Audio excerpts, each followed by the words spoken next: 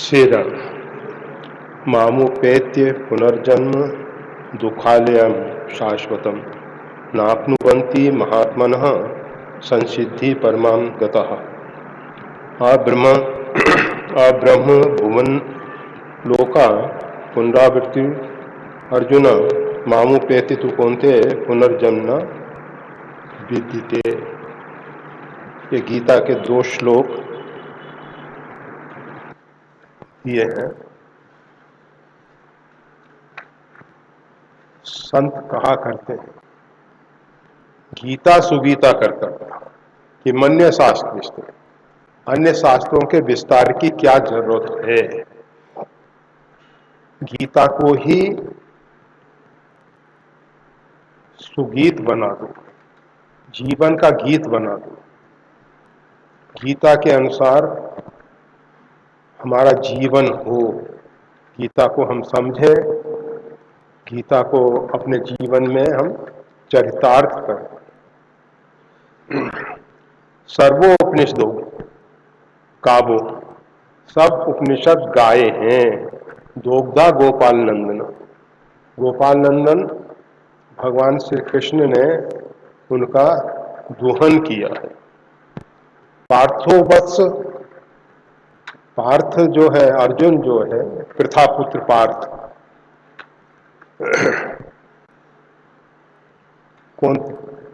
कुंती का एक नाम पृथा है, इससे उसके बेटे का नाम हो गया पार्थ।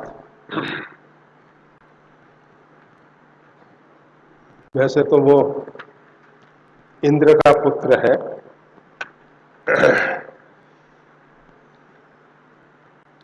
और कर्ण जो है सूर्य का पुत्र है। दोनों भाइयों में संघर्ष। दूसरी तरफ इंद्र का पुत्र सुग्रीव और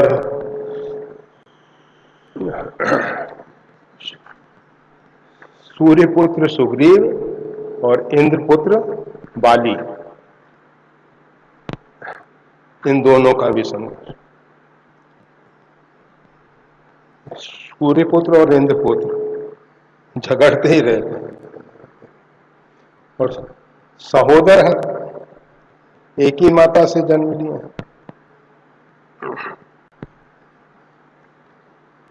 जो भी है वो तो पार्थो वत्स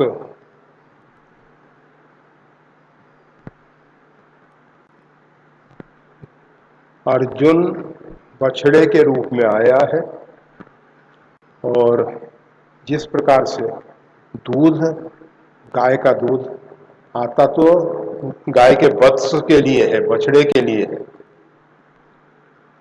बछड़ा बछड़ी जो भी हो, वत्स, वत्स का अर्थ संतान के लिए। उससे ज्यादा होता है तो हम सबको मिल जाता है, परंतु गीता में एक शब्द प्रयोग किया है अर्जुन के लिए, भारत, अर्थात जो भी प्रकाश के उपासक हैं, भा यानी प्रकाश, आभा, उन सब के लिए गीता है। केवल अर्जुन के लिए नहीं है, अर्जुन के साथ साथ जो भी ज्ञान के पिपासु हैं उनके लिए। तो ये 2 श्लोक कहा जा रहा है, पुनर्जन्म दुखालय शाश्वतम। ये जो बारंबार भगवान शंकराचार्य कहते हैं पुनरपि मरणम पुनरपि जन्म, पुनरपि जननी जठर से, बारंबार जन्म को प्राप्त होना, बारंबार मृत्यु को प्राप्त होना, बारंबार माता के गर्भ में आना। अगर इस शाश्वत दुख से कोई बचना, दुखालयम, ये जो दुख का घर है, आलय यानी घर है, जन्मत मरत दुसह दुख हुई। ये जन्म और मृत्यु के समय जो महान पीड़ा होती है, उससे हर एक व्यक्ति नहीं बच पाता, हर एक व्यक्ति नहीं बच पाता। अभी बारडोली में रमन भाई, प्रवीण भाई के पिताश्री, भरत भाई के पिताश्री, दीपक भाई, विमल भाई के पिताश्री, चारों भाइयों के अगर एक का कहेंगे तो कहेंगे कि हमारा नाम।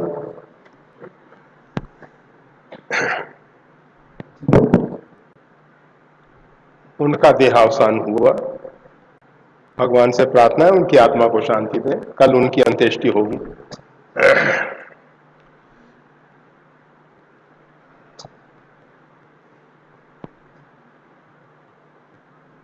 तो प्रवीण भाई का कहना था, रुग्ण अवस्था में तो वो लंबे समय से चल ही रहे थे, परंतु अभी जो विशेष स्थिति बिगड़ी थी, उन 15 दिन में भी उनको कष्ट का अनुभव नहीं हुआ और शरीर का त्याग करते समय भी सहज सरलता पूर्वक। तो ऐसे बहुत से लोग हैं। प्राचीन इतिहासों में तो अभी जिस बाली की बात की जा रही है, बाली ने जब शरीर का त्याग किया, सुमन माल जिमि कंठ ते गिरत न जाने ना, जैसे फूलों की माला हाथी के गले से गिर जाए, उसको मालूम ही नहीं पड़ता कब गिर गई, कैसे गिर गई। इसी प्रकार से बाली ने प्राण का त्याग किया और उसका तो बहुत बड़ा सौभाग्य है। भगवान श्री राम सामने, भगवान ने पहले तो जब बाली को बाण से प्रहार किया तो उसको तकलीफ हुई और भगवान मरते समय ये किसी प्रकार से दुर्भाव लेके ना जाए। भगवान बहुत दयालु है। भगवान केवल मारते नहीं है, मारने के साथ साथ तारते हैं, उसमें भी उसका हित देखते हैं। भगवान के साथ कोई शत्रुता भी रखता है तो भी भगवान उसका हित ही चाहते हैं। भगवान ये नहीं सोचते कि इसने हमारी भार्या का अपहरण किया है तो ये दुष्ट है, ऐसा है। ठीक है, एक व्यवस्था है, सामाजिक व्यवस्था है, दुष्टों को दंड देना ही चाहिए, देना ही अनिवार्य है। क्यों? क्योंकि अगर ऐसा नहीं करेंगे, जो नहीं दंड करऊं खल तोरा, भ्रष्ट हो सुखी मार्ग मोरा। अन्य लोग सोचेंगे अपराध करने से कोई फर्क नहीं पड़ता है। अपराध का दंड दूसरे लोगों को, समझदार लोगों को प्रेरणा देता है कि अपराध से बचना चाहिए। जब हम देखते हैं कि कोई व्यक्ति अपराध का परिणाम भोग रहा है तो हमारे को लगता है कि भाई ऐसा अपराध नहीं करना चाहिए। परंतु आजकल लोग क्या करते हैं, अपराध भी करते हैं और उसको छिपाने की भी कोशिश करते हैं। निज मुख कहे सुकित जय भांति, अपने मुख से अपना पाप अथवा पुण्य कह दो तो वो धीरे धीरे नष्ट हो जाता है। छीजय निश्चर दिन और राति, राक्षस दिन और रात कैसे कैसे छीन हो रहे हैं, जिस प्रकार से अपना पाप और पुण्य अपने मुख से कहने से छीन होता है। परंतु लोग उसको छिपा के रखते हैं। अपने सुकृत का तो बखान करते हैं, अपने सत्कर्मों का तो बखान करते हैं कि हमने ये सत्कर्म किए, ऐसा किया, ऐसा किया, और अपने दुष्कृत को छिपा के रखते हैं। उसका परिणाम क्या आता है? दुष्कृत पूरा परिणाम देते हैं और सुकृत उनके कहने से नष्ट हो जाते हैं। परंतु कुछ भाग्यशाली लोग ऐसे हैं जिनको निंदक मिल गए। कुछ ऐसे भाग्यशाली लोग हैं जिनके निंदक बहुत हो गए, तो वो कितना ही पाप करें, निंदक जो हैं वो सब ले जाते हैं। इसलिए हमने उनको कहा भाग्यशाली है, क्योंकि पाप जल्दी कोई लेता नहीं। परंतु ये जो निंदक लोग हैं, पीठ पीछे किसी के दोष दुर्गुण कहना निंदा है, चाहे कोई भी हो। जब हम पीठ पीछे किसी के दोष दुर्गुण कहते हैं तो वो सब बिना परिश्रम के पाप हमको मिल जाता है। कोई परिश्रम नहीं करना पड़ता, थोड़ा ही कुछ ना कुछ तो बोलना ही है। अब खाली तो बैठे नहीं रहना है, कुछ ना कुछ बकवाद करनी है। अच्छा है, निंदा करते रहो, एक दूसरे की करते रहो। और कुछ लोगों को बड़ा रस मिलता है इसमें, कहने में और सुनने में, दोनों भागीदार। ऐसा इशारा का कोई मतलब नहीं। जो कहने वाले और जो सुनने वाले, दोनों इसमें भागीदार हो जाते हैं, दोनों को 50-50। और वो जो पापी है वो छुटकारा पा लेता है, वो छुटकारा पा लेता है। तो हम कह रहे थे, भगवान श्री राम ने विचार किया कि अगर ये मन में कुछ मेरे प्रति बैर भाव की भावना रख के शरीर छोड़ देगा तो आगे के लिए इसको दुखी होना पड़ेगा। इसलिए भगवान तुरंत सामने आ गए। प्रश्न ये उठता है कि भगवान ने पहले छिपके ही क्यों मारा? भाई पहले ही सामने आके समाप्त कर देते। कुछ लोगों ने एक दंत कथा जोड़ दी।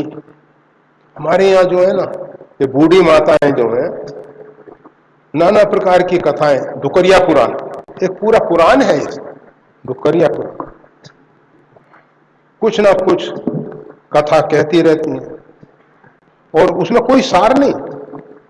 वो जैसे एक वृद्ध माता कथा कह रही थी, बच्चे बैठे सुन रहे थे कि 4 ब्राह्मण तीर्थ यात्रा के लिए गए बिना शरीर वाले। फिर क्या हुआ? शरीर नहीं है उनके तीर्थ यात्रा के लिए।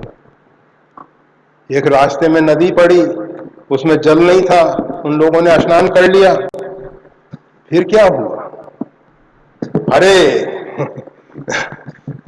बच्चे हरे हरे कर रहे हैं, माँ से पूछ रहे हैं, दादी माँ से। फिर क्या हुआ? क्या फिर उन्होंने ब्राह्मणों को बुला के ब्रह्म भोज कराया, बिना मुख वाले ब्राह्मण आ गए और भोजन।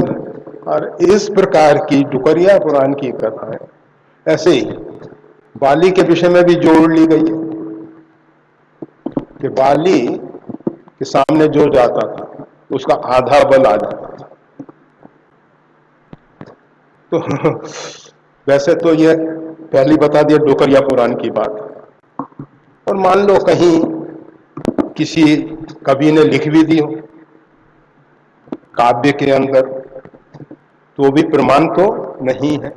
और अगर थोड़ी देर के लिए मान लिया जाए ऐसा था, तो भी भगवान का आधा बल, भगवान का बल जो है अपरिमित है। कोई कहे कि आधा गंगा का जल हमारे अंदर आ जाए, अरे रखने के लिए पात्र भी तो चाहिए। भगवान का आधा बल रखने के लिए बाली में पात्रता तो होनी चाहिए। सागर रघुवर बाहु, रघुनाथ जी का जो बल है समुद्रवत है, और बाली में आधा आ जाता, रखता का जो भी है, यह बात अनर्गल है। फिर प्रश्न उठता है, क्यों छिप के मारा? बाली ने अपनी पत्नी से कहा था, समदर्शी रघुनाथ, भगवान समदर्शी हैं, जो कदाचित पुनि मारही तो पुनि हूं सनात। अगर कदाचित उन्होंने मेरे को मार भी दिया तो मैं सनात हो जाऊंगा। भगवान ने विचार किया, इसकी जो भगवान जो है ना, ये यथा मां प्रपद्यन्ते, जो जिस भाव से भगवान को स्वीकार कर लेता है, भगवान उसके उसी भाव को पुष्ट कर देते हैं। तो भगवान ने विचार किया, इसका भाव ये है कि समदर्शी हैं, तो दोनों के प्रति, सुग्रीव और बाली दोनों के प्रति मेरा समभाव होना चाहिए। और जैसा ये कह रहा है कि अगर मारेंगे तो मैं सनात हो जाऊंगा, तो जब मैं इनके सामने पहुंचूंगा तो ये तुरंत शरणागत हो जाएगा, और जब मेरी शरण में आ जाएगा तो इसका वध करना अनुचित होगा। का फिर बाली को मारने की क्या जरूरत थी? बाली ने भी कहा है, किसी रामायण में आया है कि सुग्रीव की जगह आप मेरे से मित्रता करते तो आपके चरणों में लाके रावण को डाल देता। उस दुष्ट हताताई को आपको कोई संघर्ष नहीं करना पड़ता।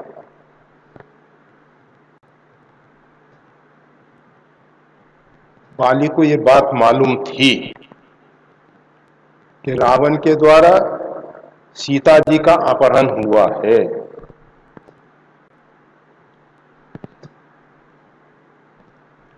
बाली का कर्तव्य था, बाली ने उसके साथ मित्रता की संधि की थी, और उस संधि के अंतर्गत जो भी बाली का अथवा रावण का शत्रु है, वो दोनों का शत्रु हो। तो वो समस्या थी भगवान के सामने कि अगर मैं रावण के साथ युद्ध करता हूं तो बाली अपने दल बल के साथ वहां पहुंचने वाला है उसको, क्योंकि संधि है दोनों में कि मित्र के ऊपर संकट पड़ेगा तो उसमें एक दूसरे के सहायक होंगे। तो बाली ने एक अपराध किया, एक भूल की, मित्र को कुमार्ग से निकालकर सदमार्ग पे लाना चाहिए। मित्र का एक दायित्व होता है, कर्तव्य होता है कि मित्र अगर हमारा कुमार्ग पे जा रहा है तो हम उसको सदमार्ग पे लाएं। और एक महत्वपूर्ण बात बता देते हैं, पत्नी जो है, वैसे धर्म पत्नी का है शाब्दिक अर्थ है, पतन से पति को बचाती है, इसलिए वो पत्नी है, पतन नहीं होने देती।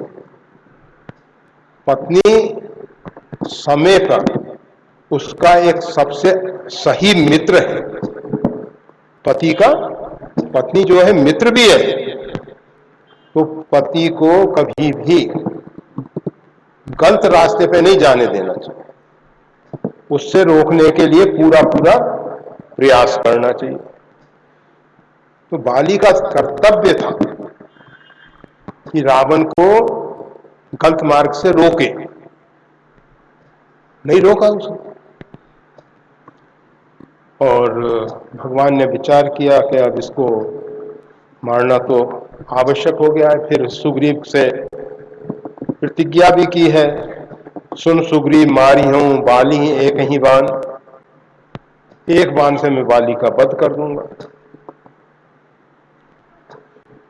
ब्रह्म रुद्र शरणागत गए ना, मतलब अगर वो ब्रह्मा रुद्र शंकर किसी के पास चला जाए उसके प्राण बच नहीं सकते, ऐसी भगवान ने प्रतिज्ञा की। तो मारना तो था ही, मारना आवश्यक हो गया था। तो भगवान बाली के सामने आ गए और जो उसके अंदर कूड़ा कचरा भरा हुआ था वो सब बाहर आने लगा। कहने लगा, धर्म है तब तरे गुसाई, मारे मोई ब्याज की नाई, मैं बेरी सुग्रीव प्यारा, अवगुण कवन नाथ मोई मारा। आपका भूमंडल पे अवतार धर्म के रक्षा के लिए हुआ और मैंने कौन सा ऐसा दोष किया, कौन सा ऐसा अवगुण किया जिसके कारण आपने मेरे को छिपकर मारा, प्याद की तरह, शिकारी की तरह आपने मेरा वध किया। योद्धा की तरह आप युद्ध क्षेत्र में आते, सामने सामने हो जाते दो दो हाथ, परंतु आपने ऐसा नहीं किया, ऐसा नहीं किया। आपने छिपके मारा, मैं आपका बेरी हो गया और सुग्रीव आपको प्रिय हो गया। आप कृपा करके बता दीजिए अवगुण कवन, मेरा दोष क्या है। भगवान ने कहा, तुम धर्म की बात करते हो, धर्म हेत अवतरो गोसाई, तुम धर्म की बात करते हो तो सुनो, अनुज बधु भगनी सुत नारी, 67 कन्या समय चारी, इन्हीं कुदृष्टि बिलोक जोई, ताई बधे कछ पाप न। अनुज बधु, छोटे भाई की पत्नी, अपनी पुत्र बधु, अपनी कन्या, अपनी बहन, ये चारों एक ही कक्षा की हैं। अगर इनको कोई कुदृष्टि से देखता है ताही बधे कछ पाप न हो। बाली ने कहा, महाराज हम बानरों के लिए ये सब कुछ नहीं, ये धर्म मनुष्य के लिए होगा। भगवान ने सोचा कि इसके साथ तर्क कुतर्क नहीं करना है, समय क्यों खराब करना है, मरणासन स्थिति में बेचारा। और भगवान भी कह सकते थे तुम चारों समुद्र पे जाके संध्या उपासना करते हो, कोई बंदर संध्या उपासना तो नहीं करते, बंदरों का राज तिलक तो नहीं होता, बंदरों के यहाँ विवाह इत्यादि की जो व्यवस्था है वो इस प्रकार की तो नहीं होती, तुम कोई साधारण बानर नहीं हो। और भगवान ने कहा इससे तर्क करना उचित नहीं, समय खराब नहीं करना चाहिए। भगवान ने कहा, मूढ़ तो ही अतिशय अभिमाना, नारी सिखावन करस न काना। अरे मूढ़, तेरे को बहुत अभिमान हो गया है, तेरी पत्नी तुझको समझा रही थी, तूने उसकी बात पे ध्यान नहीं दिया, उसका अपमान करके तू मेरे साथ युद्ध करने के लिए, सुग्रीव को मारने के लिए यहाँ आ गया। मम भुज बल आश्रित ही जाने, मारा चाह अधम अभिमानी। तुझे मालूम था कि रघुनाथ जी परमात्मा है और उनके आश्रित सुग्रीव है, तो भगवान के आश्रित भक्त का वध करना या भक्त को मारने की कुचेष्टा करना वो पाप नहीं है क्या। बाली ने कहा, सुनो राम स्वामी सन चले न चातुर्मुख, आपके सामने मेरी चतुरता कुछ नहीं चलेगी, आप तो अंतर्यामी हो। कहा मेरी पत्नी मेरे को समझा रही थी, आप कहाँ थे, आपको सब विदित है, आप तो भूत भविष्य वर्तमान सब जानते हो, आप सर्वज्ञ हो, आप त्रिकालज्ञ हो, आपके सामने इस प्रकार की चतुराई की बात करना सब बेकार। पर एक निवेदन जरूर करता हूं, प्रभु अजहू में पापी, हे भगवान क्या मैं अभी भी पापी हूं। आप सामने खड़े हैं, परिपूर्णतम ब्रह्म मेरे सामने है, मरती वेर, अगर मरते समय भगवान का नाम मुख में आ जाए तो अति अधम जो है वो भी सदगति पा जाता है। और आप तो साक्षात परिपूर्णतम ब्रह्म, जन्म जन्म मुनि जतन कराही, अंत राम कही आवत नाही, मुनि बहुत लंबे समय तक आराधना उपासना करते रहते हैं, परंतु अंत राम का ही आवत नहीं। अंतिम में भगवान का नाम आना कठिन हो जाता है, और अगर भगवान का नाम अंतिम में आ गया तो पुनरागमन मिट जाता है। बाली ने जब इस प्रकार से निवेदन किया तो बाली शीश पर से निज पानी, भगवान ने अपने कर कमल से उसके मस्तक का स्पर्श किया, उसकी बुद्धि पवित्र हो गई, उसका कष्ट पीड़ा दूर हो गया। और भगवान ने कहा, अचल करो तन राखो प्राण, मैं आपके शरीर को अचल बना देगा, आप प्राण रखो। कहा नहीं भगवान, ये सुअवसर कब मिलेगा मेरे सामने? मृत्यु तो अवश्य होगी, आज नहीं तो कल, 10 साल बाद, 100 साल बाद, 1000 साल बाद, कभी तो होगी, उसको तो रोका नहीं जा सकता। और ऐसा स्वर्णिम अवसर मेरे को कैसे मिलेगा? आप मेरे सामने खड़े हुए हैं और आपका वरद हस्त मेरे सिर पे फिरा है, आपका दर्शन करते हुए मैं शरीर का त्याग करना। तो हम केवल इतना बताना चाह रहे थे कि कुछ ऐसे हैं जिनको मरते समय कष्ट नहीं होता है, नहीं होता है। ऐसी मृत्यु भाग्यशालियों की होती है जिन्होंने बहुत सुकृत किए हैं, बहुत पुण्य किए हैं, उनकी इस प्रकार की मृत्यु होती है कि मरते समय उनको कोई कष्ट नहीं। और साधारण लोग जब मरते हैं तो मरते समय दुसह दुख, असहनीय पीड़ा होती है, असहनीय पीड़ा। इसी प्रकार से जन्म के समय भी असहनीय पीड़ा होती है, परंतु ये दोनों अनुभूतियां हमको विस्मृत हो जाती, हम भूल जाते हैं इस प्रकार की जो पीड़ा है, कष्ट है, दुख है, उसको हम भूल जाते हैं।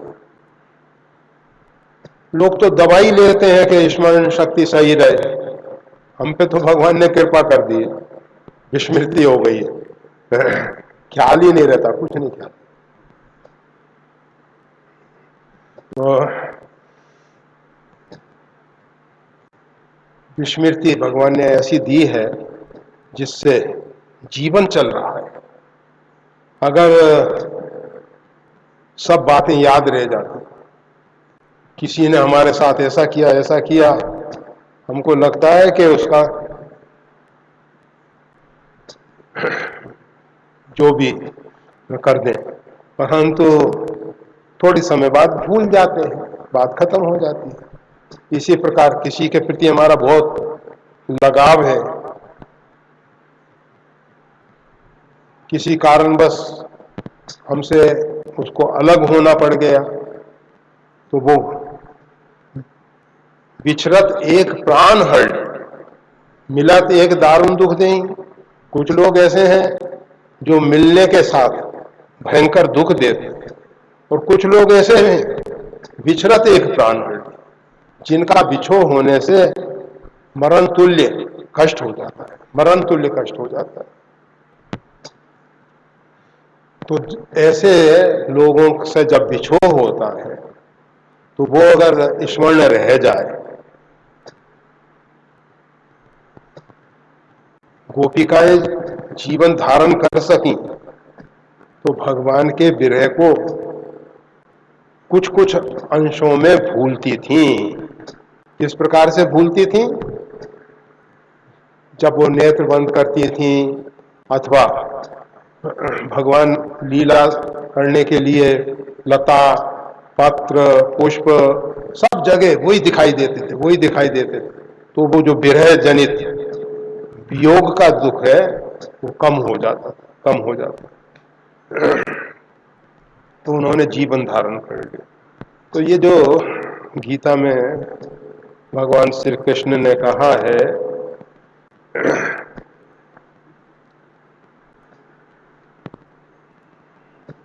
ये जो भगवान की आराधना उपासना करते हैं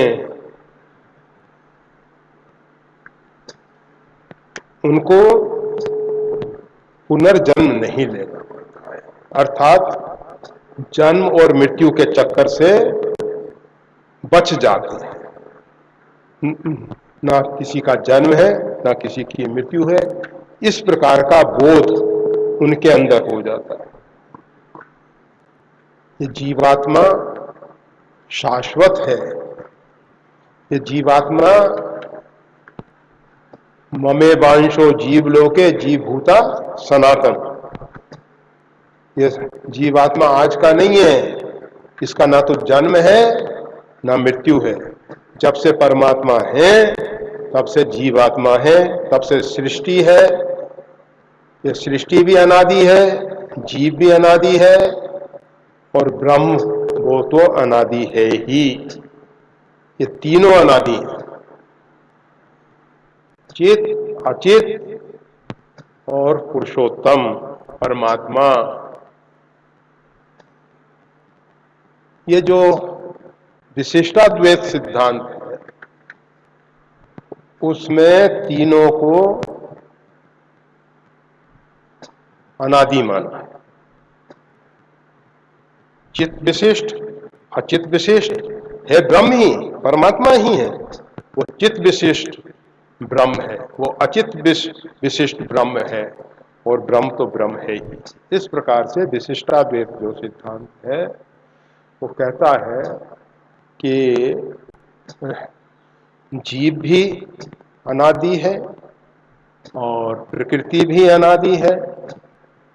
प्रकृति में दोनों आ जाते हैं, जड़ और चेतन, चित अचित दोनों प्रकार की प्रकृति आ जाती है, ये अनादि है और परमात्मा तो अनादि है ही। तो ये भगवान की आराधना उपासना करने से दुखों का जो घर है, दुखों का जो निवास है, वो पुनर्जन्म नहीं होता है। उसका जन्म तो होता है, अगर होता है तो कैसे होता है, क्योंकि अनेक जन्म संसिद्धि वाली बात आती है। तो अनेक जन्म संसिद्धि कैसे होगी, बारंबार जन्म लेगा, परंतु दुखालय जगत में नहीं आता है। वो शुचि नाम श्रीमताम गेहे, पवित्र धनवानों के यहां उसका जन्म होता है, पवित्र धनवानों के। झूठ छल कपट फरेब से कमाया जाने वाला धन मन बुद्धि को बिगाड़ देता है, उनकी संतान बिगड़ जाती है। और जो पवित्रता पूर्वक अर्थोपार्जन करते हैं उनका धन उनका भी कल्याण करता है और इतर अन्य लोगों के भी लाभ मिलता। हनुमान जी महाराज ने रावण से यही बात कही, राम विमुख संपत्ति प्रभुता जाई रही पाई बिन पाई। राम जी से जो विमुख हैं उनको कितनी संपदा धन वैभव मिल जाए, उनका पाना ना पाना बराबर है। किस प्रकार से, सजल मूल जिन सरता नाही, बरस गए पुनि तबहीं सुखानी। जिस प्रकार से जिन नदियों का, जिन नालों का उद्गम जो है सजल नहीं है, जैसे अपनी नर्मदा मैया है, तो वो जहां से प्रकट हुई अमरकंटक से,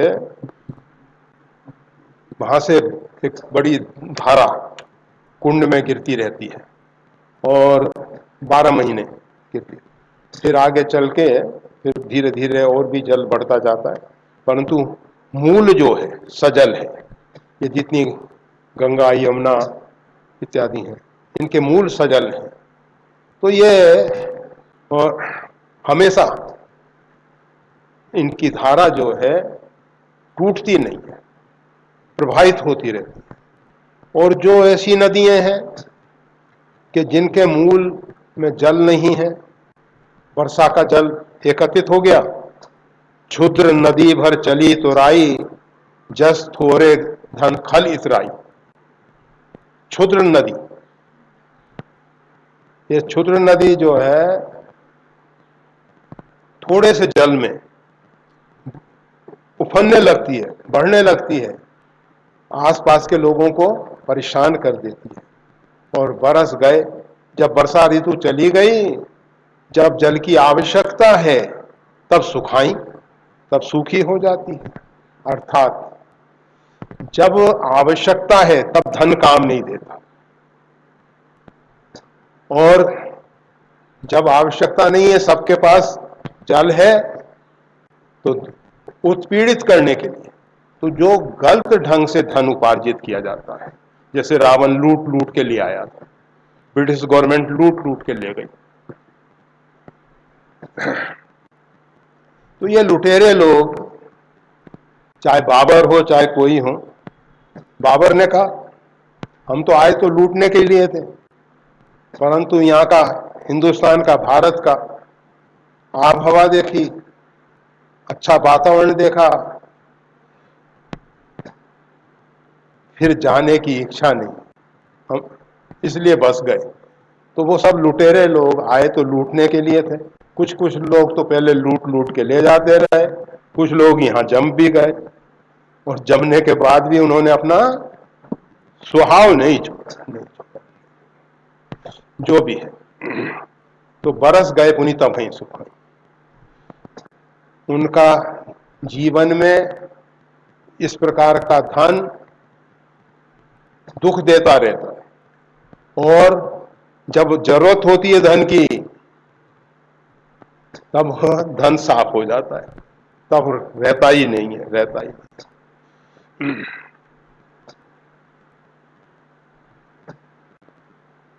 उन महापुरुषों का जन्म तो होता है,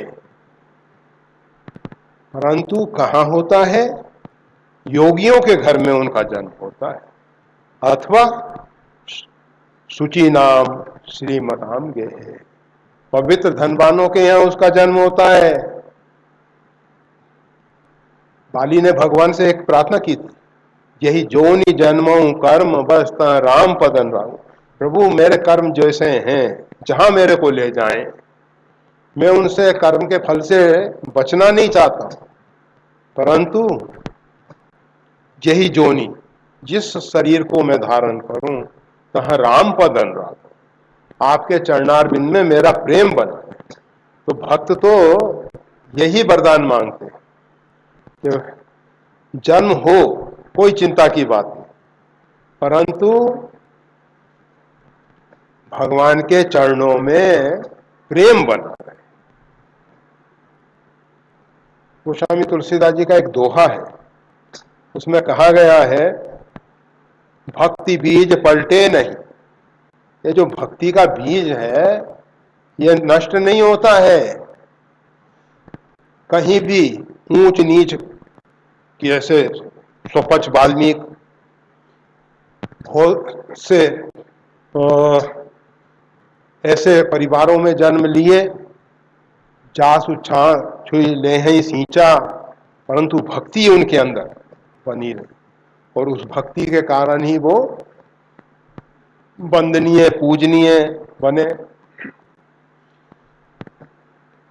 तो जन्म दुखालय जो जन्म है, ऐसा जन्म उनका नहीं होता है। जो दुख से भरा हुआ जीवन है, ऐसा जन्म नहीं होता। वैसे दुख तो उनको भी होता है, परंतु मीरा जैसा दुख होता है।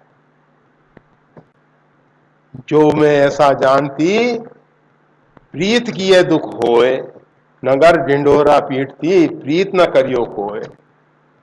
परंतु मीरा स्वयं नहीं छोड़ सकती, भले ही कहती रहे कि ढिंडोरा हम पीटते कि प्रीत कोई नहीं करना। अरे जब तुमको समझ आ गई तब प्रीत छोड़ दो ना, पर मजबूरी है। वो भी एक मजबूरी है। मीरा छोड़ नहीं सकती है। होता क्या है, कहते हैं वर्षा ऋतु में नदी में एक कंबल बहता जा रहा, नदी में एक कंबल, लोगों ने देखा, एक व्यक्ति लोभ के कारण, हम देखते हैं नर्मदा मैया को जब साड़ी चढ़ती हैं तो लोग कूदते हैं और उसको पकड़ने के लिए।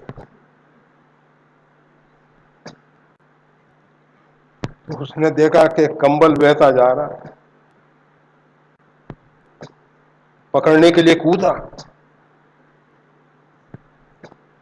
तब तक कुछ लोगों ने कहा, अरे भाई ये कंबल नहीं है, ये तो भालू है, भालू,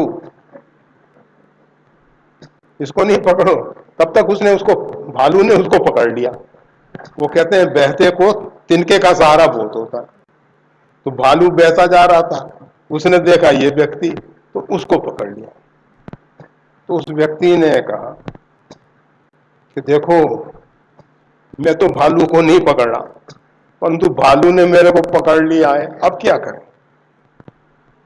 अगर एक बार जीव को परमात्मा स्वीकार कर लेते, भगवान अपना बना लेते, भगवान उसका त्याग नहीं करते हैं, भले ही जीव छोड़ सके। इसीलिए मीरा के साथ सबसे बड़ी समस्या यही है।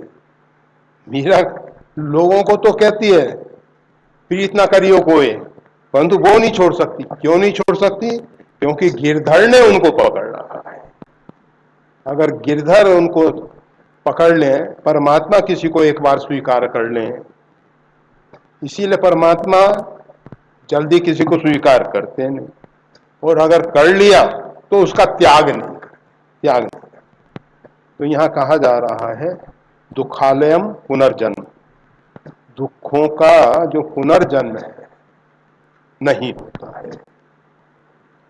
नानुबंती महात्मना संसिद्धि परमाम गतः नाप्नुबंती। और वो जो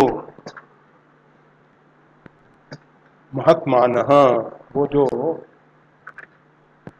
महान पुरुष हैं, वो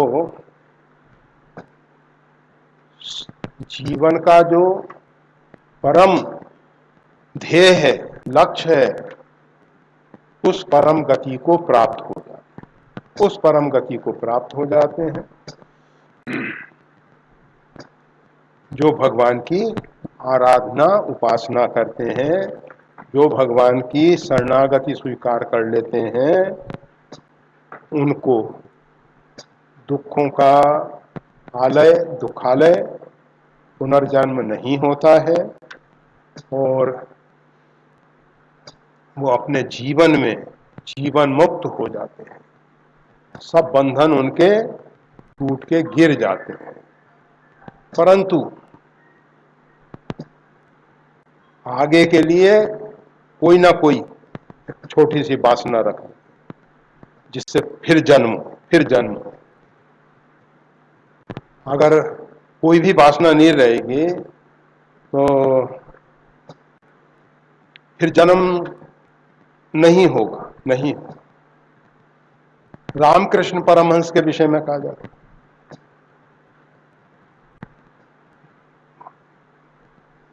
अब महापुरुष हैं तो भोजन का बहुत शौक था।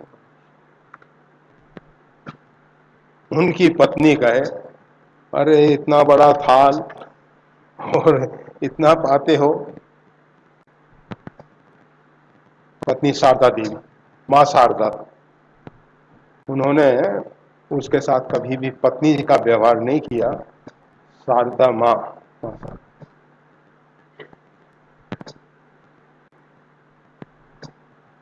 तो रामकृष्ण कहते थे, अरे भोजन कर लेने दे, जिस दिन मैं भोजन नहीं करूंगा उस दिन समझ लेना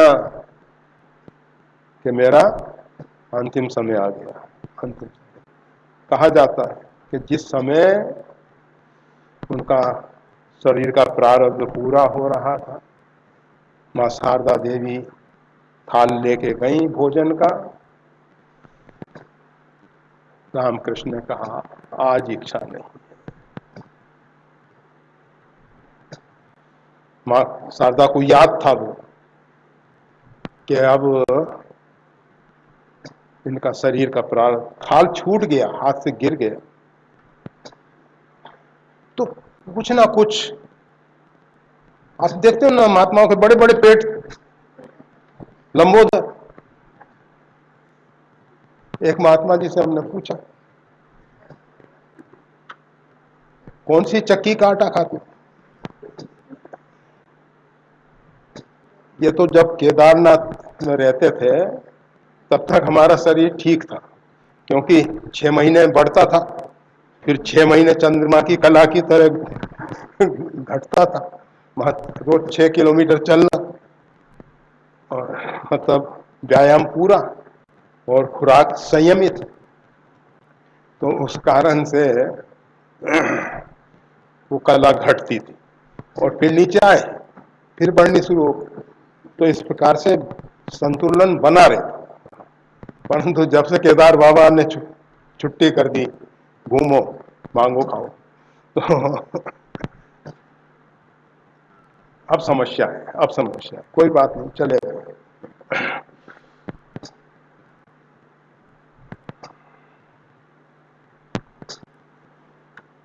ब्रह्म भुवन लोक जितने भी ब्रह्मा के लोक तक जितने भी लोकांतर हैं, पुनरावृत्ति, वो सब पुनरावृत्ति है। मतलब ऐसा नहीं है कि इस हॉल में आके बैठे तो नानी बर्तन पे जाना नहीं होगा, जो भी आते जाए भरते जाए। अब कुछ लोगों का मजहब इस प्रकार से कहता है,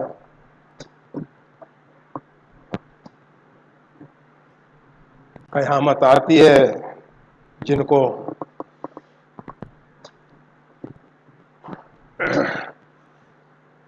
स्वर्ग में जाना होता है, हम अपने शब्दों में बोल रहे हैं, तो वो स्वर्ग में चले जाते हैं, नरक वाले नरक यातना भोगने के लिए चले जाते हैं।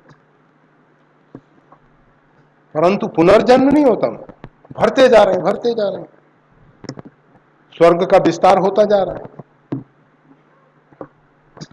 क्योंकि एक तरफ से प्रवेश तो है, एग्जिट नहीं है, निकास नहीं है, बाहर जाने का रास्ता नहीं है,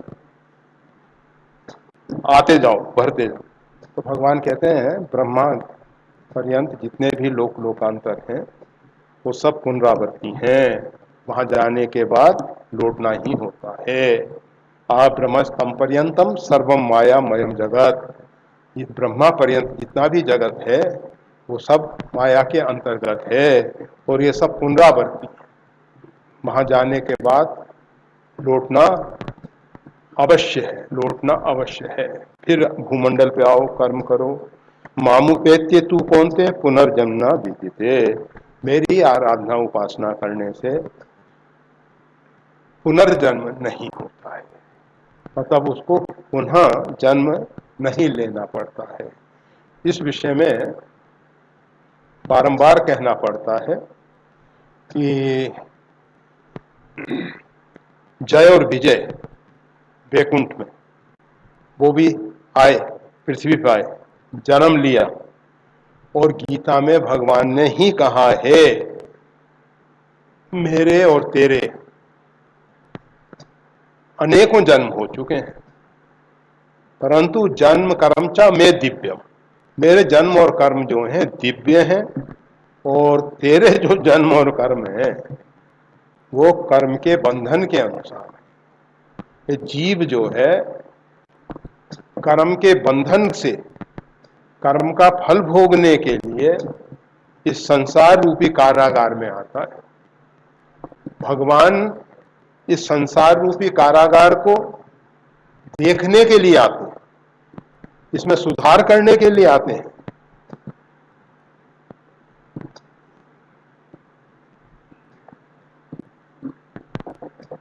तो कोई ना कोई छोटी सी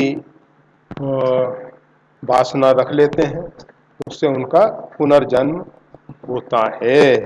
दूसरा, संत, जहां संत सब जाएं, संत जो हैं जिनको मोक्ष की इच्छा नहीं, जो सायुज मुक्ति नहीं चाहते, ऐसे जो संत महापुरुष हैं उनके लिए सांतनिक लोग हैं, उसमें संत सब जाते हैं और समय समय पे परमात्मा भूमंडल पे उनको भेजते हैं। जड़ जीवन को कर सचेता, जग में विचरत हैं यही है।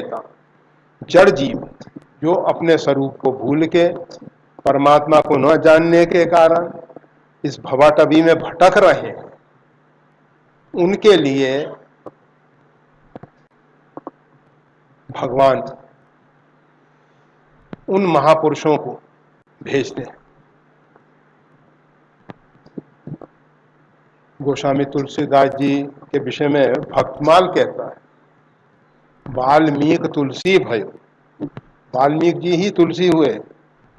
अरे जिन्होंने उल्टा नाम जपत जग जाना, वाल्मीकि भाई ब्रह्म समाना, साक्षात ब्रह्म के सदृश जो हो गए, जिन्होंने वाल्मीकि रामायण जैसा पवित्र इतिहास लिखा, क्या उनका पुनर्जन्म होना चाहिए?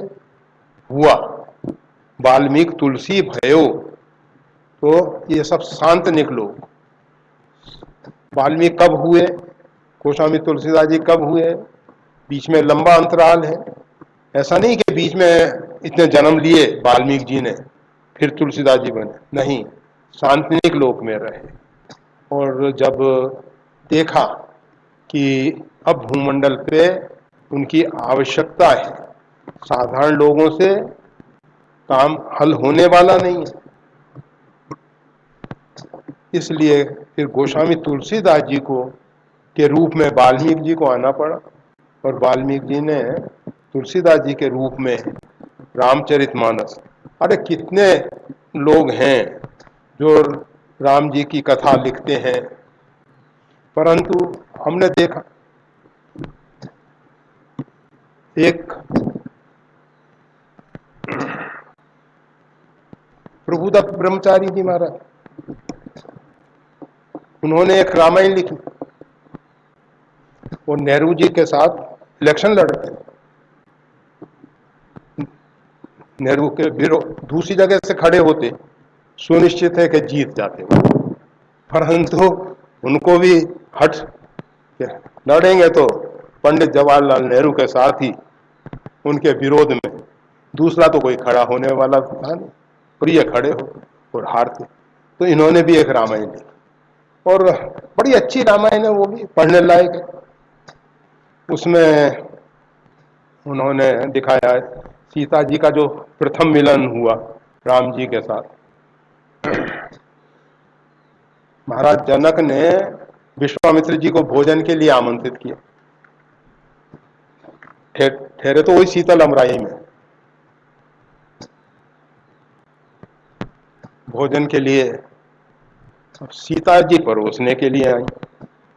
तो विश्वामित्र जी के साथ राम लक्ष्मण भी बैठे। तो इस प्रकार से कुछ ना कुछ नवीनता तो लानी पड़ेगी ना, अगर वही की वही रामायण में रख देंगे तो कौन पढ़ेगा।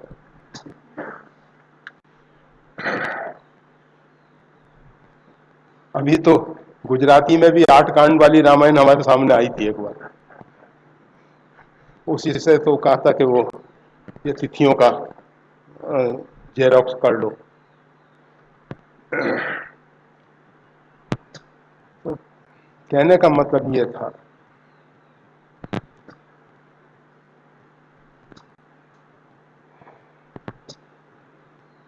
भगवान के जो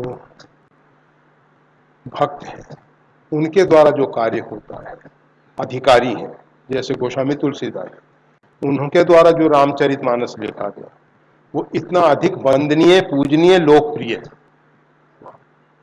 और दूसरे लोग रामायण लिखते हैं, वो एक केशवदास जी हुए, उन्होंने रामचंद्रिका लिखी, मैथिली शरण गुप्त ने साकेत लिखा। ऐसा मतलब राष्ट्र कवि, अच्छे अच्छे ऊंची कोटि के कवि हैं। राष्ट्र कवि मैथिली शरण गुप्त। तो ये सब, पर वो रामायण इतनी लोकप्रिय नहीं हुई, इतनी वंदनीय नहीं हुई, इतनी पूजनीय नहीं जो रामचरितमानस। तो ये अधिकारी महापुरुषों के द्वारा, तो ऐसे अधिकारी महापुरुष समय समय पे भूमंडल पे आते रहते हैं भगवान की आराधना उपासना करने के बाद भी। ऐसा नहीं कि मामुपेत्य तू कौनते पुनर्जन्म न विद्यते। होता है, पुनर्जन्म होता है,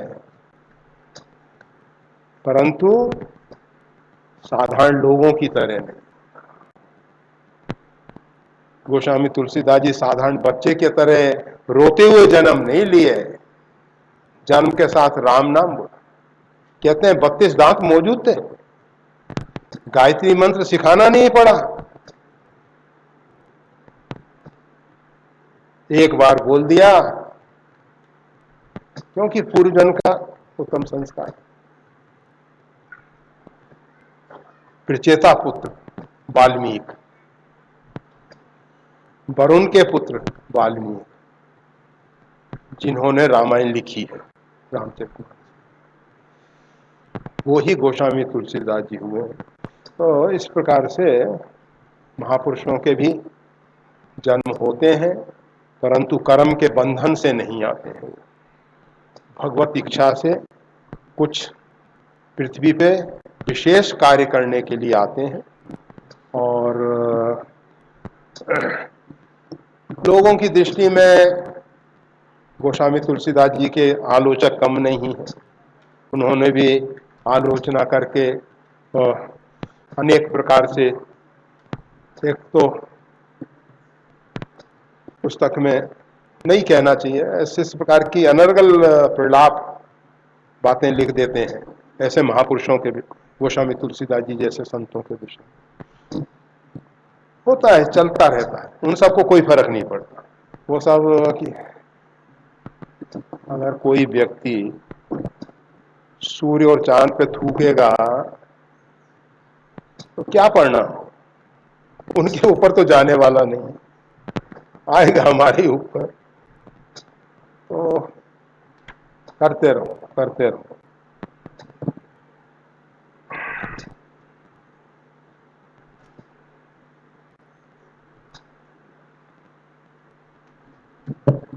जय श्री राम।